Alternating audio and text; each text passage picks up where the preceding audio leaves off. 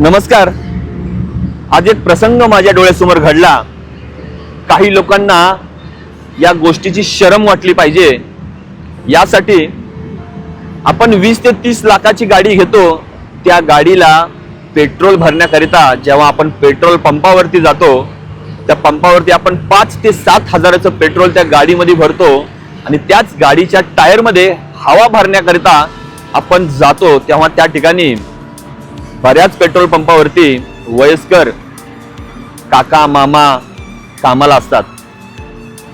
अशाच मामांना आज एका व्यक्तीने असा आवाज दिला, ए म्हाताऱ्या, ह्या गाडीमध्ये हवा भरायची, मला खूप लांब जायचंय, लवकर ये।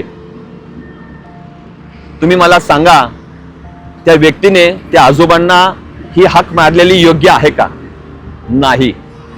ते आजोबा, ते काका, ते मामा कोणाचे तरी वडील आहेत, ते त्या ठिकाणी काम करतायत।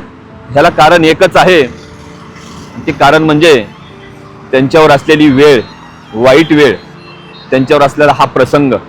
आणि हे काम करतात ते फक्त ह्याच्यासाठी, पोटासाठी करतात। आज ही गोष्ट सांगताना अंगावरती काटा आलाय माझ्या, की 40 लाखाची 30 लाखाची गाडी घेता, पण तुमच्याकडे माणुसकी शून्य आहे, 0 रुपये। तुम्ही 5 रुपये देऊन त्या व्यक्तीला विकत घेतलं असं समजू नका।